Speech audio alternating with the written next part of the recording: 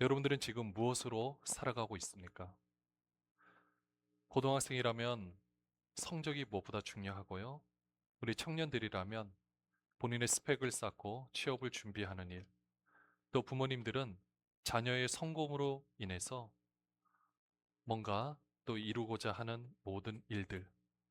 어쩌면 이 모든 것들이 모양은 다르지만 우리는 이 모든 것으로 살아가고 있는지도 모릅니다. 우리는 끊임없이 무언가에 기대어서 우리의 가치를 증명하려고 하고 있죠. SNS를 하고 있다라면 누군가가 내가 올린 게시물에 좋아요를 달아준다든지 거기에 반응을 한다든지 아침마다 그 반응이 없을 때 뭔가 우울한 기분이 들 때도 있고 또 반응이 좋으면 뭔가 기분이 좋을 때도 있는 것을 보게 됩니다. 내가 했던 이야기, 내가 했던 말들, 또 내가 나를 따르고 있는 뭐 팔로워 수라든지 이런 모든 것들이 어떻게 보면은 나를 표현한다고 생각할 때가 있는데요. 어떻게 보면 우리가 이 세상에는 우리가 모르는 알고리즘으로 인해서 우리가 나타내고자 했던 모든 것들이 나타낼 때도 있고 또 내가 원하는 것들이라고 생각해서 나에게 보여주는 것을 보게 되는데요. 어떻게 보면 이런 플랫폼이 나를 결정하는 이런 시대가 되었는지도 모릅니다. 이게 우리의 모습인지도 몰라요. 여러분들 무엇이 나를 정의를 한다고 생각하십니까? 여러분들 이런 겉으로 드러나는 모든 것이 여러분을 정의하나요? 하지만 우리는 이런 데서 삶을 살아가고 있는 것을 보게 됩니다. 내가 기대고 있는 이 모든 것들이 진짜로 나의 삶을 세울 수 있는가? 우리가 한번 생각해 보면 그런 현실이 아니라는 것을 우리가 알 때가 있죠. 에베소서 2장은 이런 불편한 진실을 우리에게 알려주고 있는데요. 오늘 본문 2장 1절에 보시면은 우리를 어떻게 이야기를 하고 있는가? 너희는 너희의 허물과 죄로 죽었던 너희를이라고 이야기를 하고 있습니다. 뭐라 그랬죠? 너희의 허물과 죄로 죽었던 너희를. 이게 어떤 겁니까? 우리가 있었던 자리죠. 우리가 있었던 이 자리. 이걸 가지고 우리는 정죄를 한다라고 생각하는데 사실 정죄가 아닙니다. 진단입니다. 우리의 상황이 어떤지를 정확하게 알려주는 거죠. 여러분들이 몸이 아파서 병원에 갔습니다. 병원에서 의사들이 우리한테 얘기를 해주죠. 당신은 이런 병 때문에 지금 얼른 치료를 받아야 됩니다. 자, 그럼 여러분들 이런 생각하십니까? 왜 나를 정죄하고 그래? 나 잘 살았는데. 당신이 뭔데 나한테 뭐라 그래? 여러분 이렇게 말하나요? 아니잖아요. 정확하게 진단, 우리가 왜 아픈지, 그럼 어떻게 치료를 받아야 되는지 알려주는 겁니다. 마찬가지로 에베소서 2장 1절 말씀은 불편한 진실이긴 해요. 그러나 진단입니다.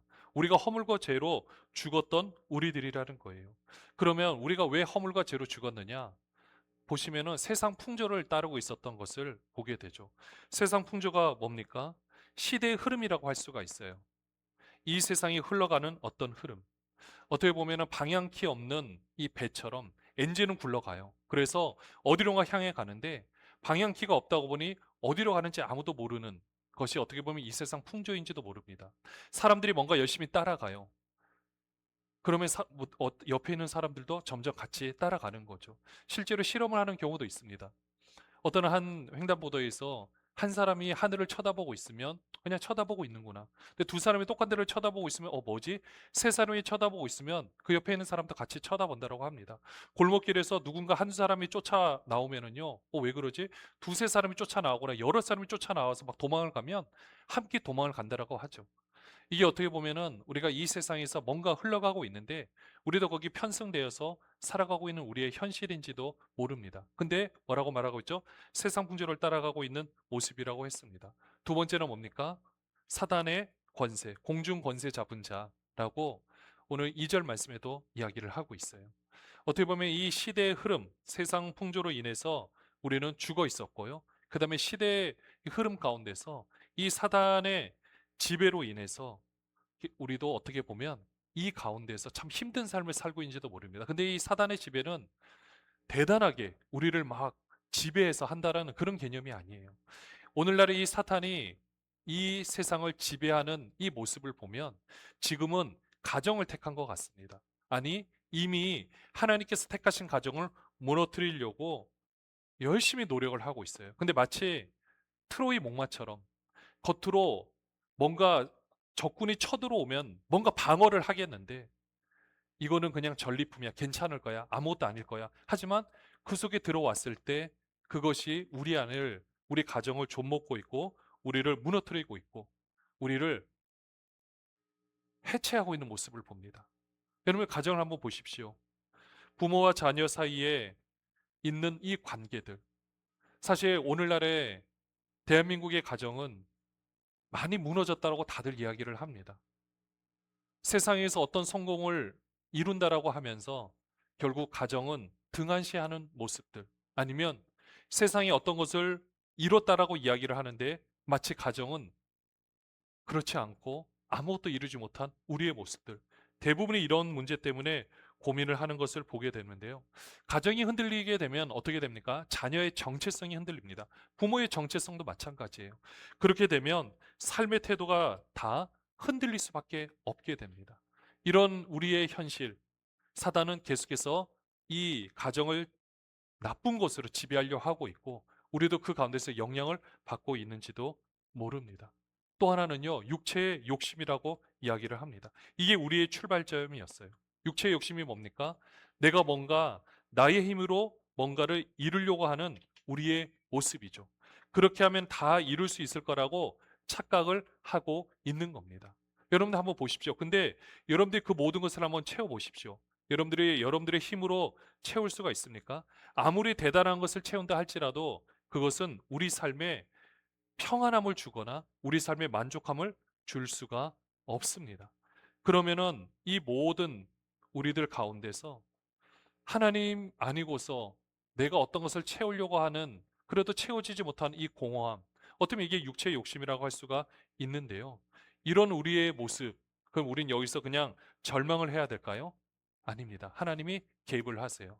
그래서 뭐라고 하십니까? 오늘 본문 4절에 보시면 그러나 하나님이 좀 전에 우리 육체의 욕심대로 살아서도 죽을 수밖에 없었고 세상의 풍조, 사단의 공중의 권세 잡은 자 이런 안타까운 모습이 있었지만 이런 우리의 삶 가운데 방향을 하나님께서 확 틀어버리시죠.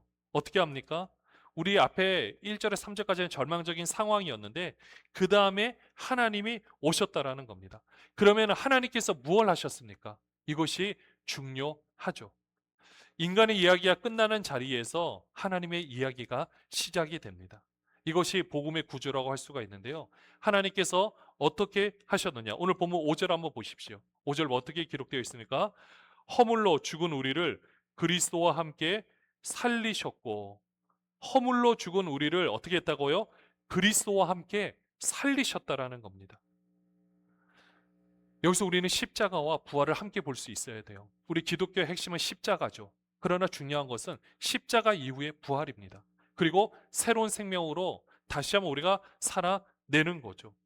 십자가는 우리의 모든 허물이 죽은 자리입니다. 우리가 온전히 죽은 자리입니다. 지금 내가 살아 숨쉬는 나라는 존재는 이미 죽었다 새롭게 살아난 존재잖아요. 우리의 모든 모습들 죽었는데 우리는 자꾸 거기만 집중을 하려고 하는 것 같습니다. 나의 죄를 대신해서 십자가 달려 돌아가셨다. 여기에 초점을 하게 되니까 어떻게 되느냐? 고린도 전서 15장 17절에 보시면 그리스도께서 다시 살아나는 것이 없으면 너희의 믿음도 헛되고 너희가 여전히 죄 가운데 있을 거라고 했습니다. 죄 가운데 있을 수밖에 없어요. 그렇지만 우리는 어떻게 됐습니까? 중요한 거는 부활이죠. 우리가 다시 한번 새롭게 살림을 받게 된 것입니다. 근데 여기서 어떻게 합니까? 함께 그리스도와 따라 했습니다. 그리스도와 함께 살리셨고 이게 중요합니다. 그리스도를 살리실 때 누구도 살았다고요? 우리도 함께 살아난 것입니다. 그것을 믿는 믿음인 거예요. 함께 살리시고 함께 일으키시고 함께 어떻게 했다? 오늘 보면 6절을 한번 보십시오. 어떻게 합니까? 6절에 함께 하늘에 앉히셨다라고 되어 있어요. 놀라운 말씀 아닙니까? 그러면 하나님께서 어떻게 우리를 살리셨습니까? 하나님의 영으로 살리셨습니다. 성령으로 살리셨어요. 이제는 우리가 우리의 힘과 능력으로 살아내는 존재가 아닙니다. 하나님이 주신 힘과 능력으로 살아내는 존재입니다. 요즘에는 이 전기차, 특별히 테슬라 같은 차도 보면은요, 스스로 업데이트를 합니다. 예전에 우리가 뭐 제 차도 그랬지만은 뭔가 내비게이션 업데이트를 할 때에는요. 이것을 카드를 뽑아서 다시 연결을 해 가지고 그 가운데서 프로그램을 다운받고 막 그런 경우가 있었는데, 요즘에 뭐 대부분의 차들은 스스로 알아서 업데이트를 진행을 하는 것을 보게 됩니다. 운전자가 하지 않아도 일어나면 모든 것들이 바뀌어져 있어요. 여러분들, 우리의 모습도 마찬가지입니다. 우리가 내가 새롭게 한다라고 해서 새롭게 되는 것이 아닙니다. 하나님의 역사를 믿는 거예요. 어떻게 합니까? 내 안에서 그런 하나님의 역사가 계속해서 일어나고 있는 겁니다. 내가 어제 나로 버티는 것이 아니에요. 내 안에 오신 성령이 나를 새롭게 하고 있습니다. 그래서 우리는 날마다 변화되어 가는 거죠. 바로 이렇게 함께 살리시는 것이 바로 이러한 모습이라는 겁니다. 이제는 우리가 더 이상 죄와 세상의 지배 아래 끌려다니는 존재 아닙니다. 어떻게 됩니까?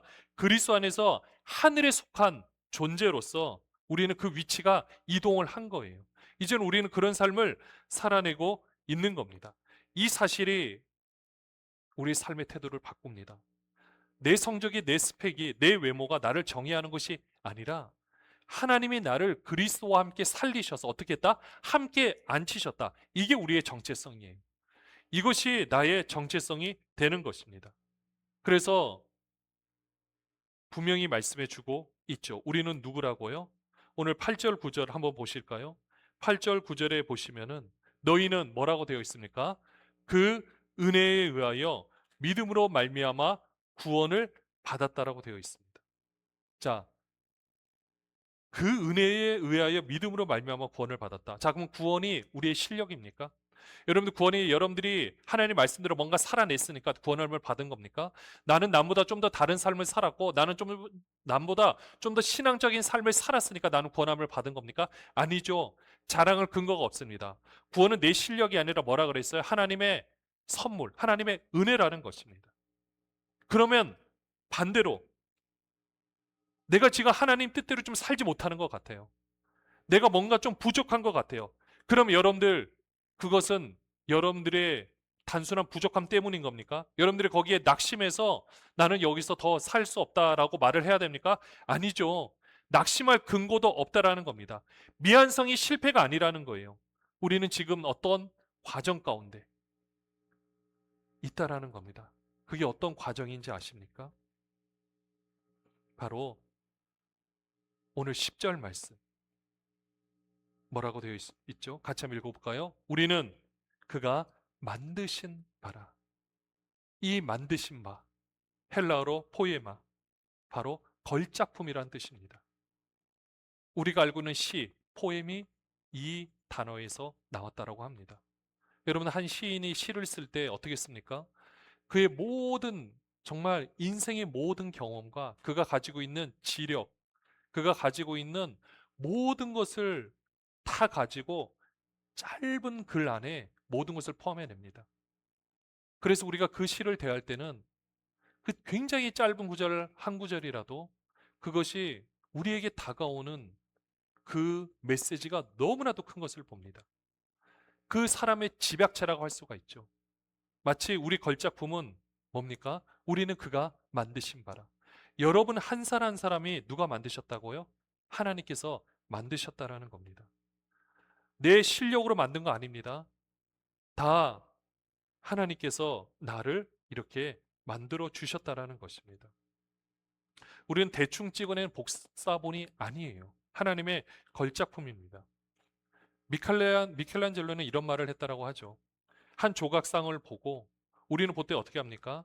이 조각상을 깨나간다라고 생각을 하는데, 미켈란젤로는 조각은 만드는 것이 아니다. 돌 안에 이미 있는 형상을 꺼내는 것이다. 이렇게 이야기를 합니다.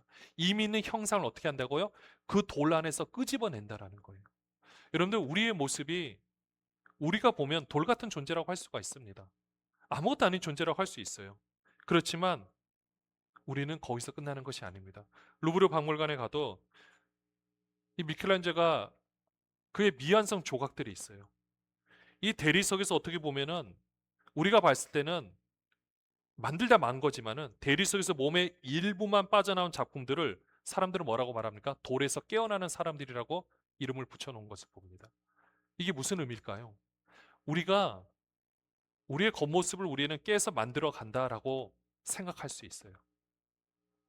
우리가 보통 기독교에서 우리가 자라온 우리의 모습에서는 나의 이 모난 부분들이 하나씩 깎아서 없어지면 완성이 된다라고 생각을 했습니다. 근데 좀 더 정확한 표현은 내 안에 진짜 하나님의 모습을 하나님이 끄집어내고 있다. 이렇게 표현하는 것이 훨씬 더 정확한 것을 보게 됩니다. 결국 하나님은요, 우리를 만드실 때 걸작품으로 만드시고 그 안에 모든 것을 다 집약시켜 놨어요. 그러면서 어떻게 한다라고 했습니까? 우리는 그가 만드신 바라 10절 말씀 다시 한번 보시면은요. 무슨 일을 위해서? 그리스도 예수 안에서 선한 일을 위하여 지으심을 받았다. 이 선한 일이 무엇입니까? 이 선한 일, 이건 우리가 구원받기 위해서 하는 거 아닙니다. 우리가 천국 가기 위해서 하는 것을 말하는 것이 아닙니다. 하나님의 선한 일은요, 대단한 것을 말하는 것이 아닙니다. 우리가 있는 삶의 처소에서, 그것도 하나님이 만들어 놓은 환경이죠. 그곳 가운데서 내가 어떤 바른 삶의 태도를 가지고 살아내는가. 그곳에서 나에게 주어진 인생을, 하나님이 창조해내 주신 인생을 하나님의 지음을 받은 우리가 하나님의 시선으로 삶을 대하면서 살아가는 이 태도가 하나님의 선한 일이라는 것입니다. 이것은 하나님이 미리 예비하신 선한 일이에요. 그러니까 우리가 실수할 수도 있고 넘어질 때도 있습니다. 왜냐? 미완성이기 때문에. 하지만 미완성은 실패가 아닙니다. 과정 가운데 분명히 있어요. 그러면 구원도 내 실력이 아닙니다. 하나님의 선물입니다. 그럼 뭡니까? 나의 현재의 삶은 하나님의 선물인 거예요. 그 안에서 내가 어떤 태도를 가지느냐? 그것이 중요하죠. 그런데요, 그러면 바른 삶의 태도는 나로부터 출발이 됩니까? 아니입니다. 내 힘과 결심에서 오는 것이 아닙니다.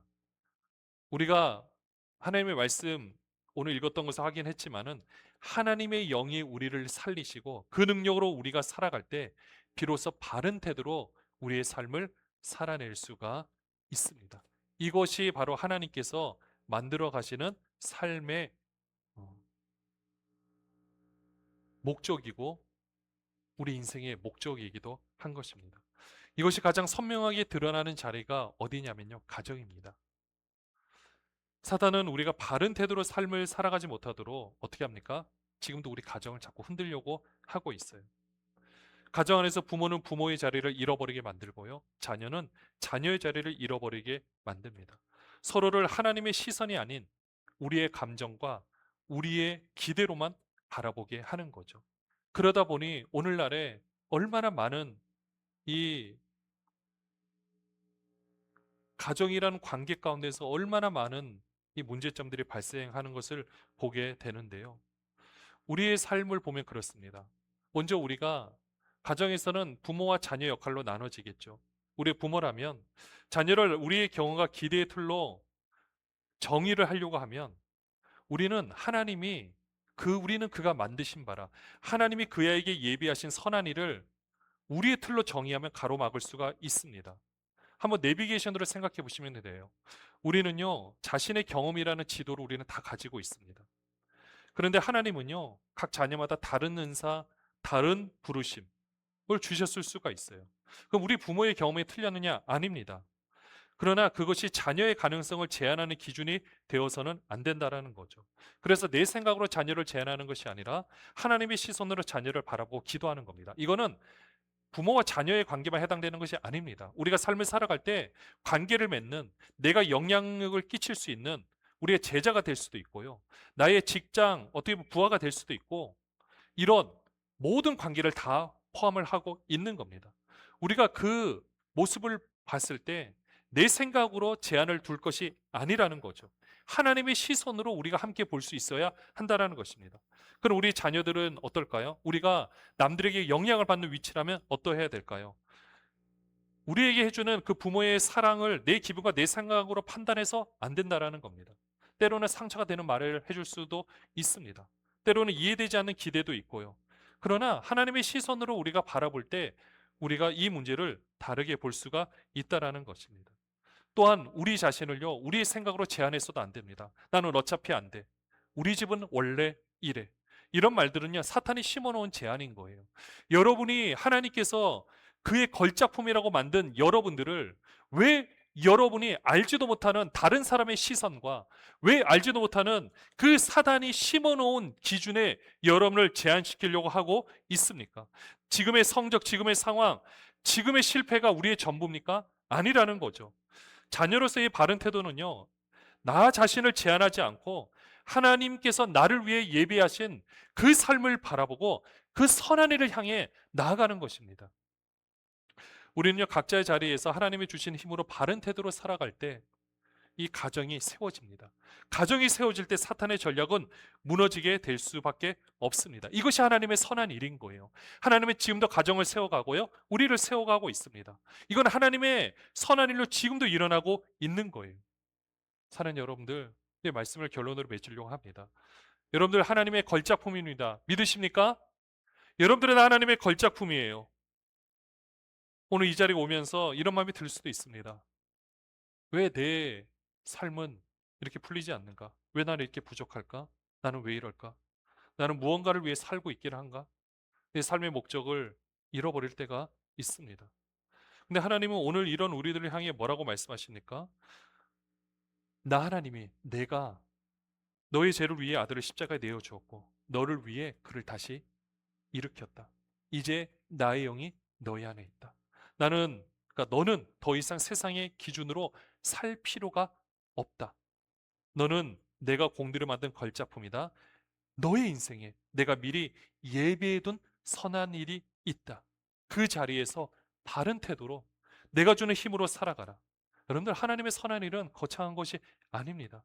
지금 내가 서 있는 그 자리에서 부모로서, 자녀로서, 또는 내가 있는 그 위치에서 하나님이 주시는 힘으로 바른 태도로 살아가는 것, 이것이 하나님이 우리를 창조하신 목적이기도 하고요, 하나님이 우리를 살리신 이유이기도 합니다.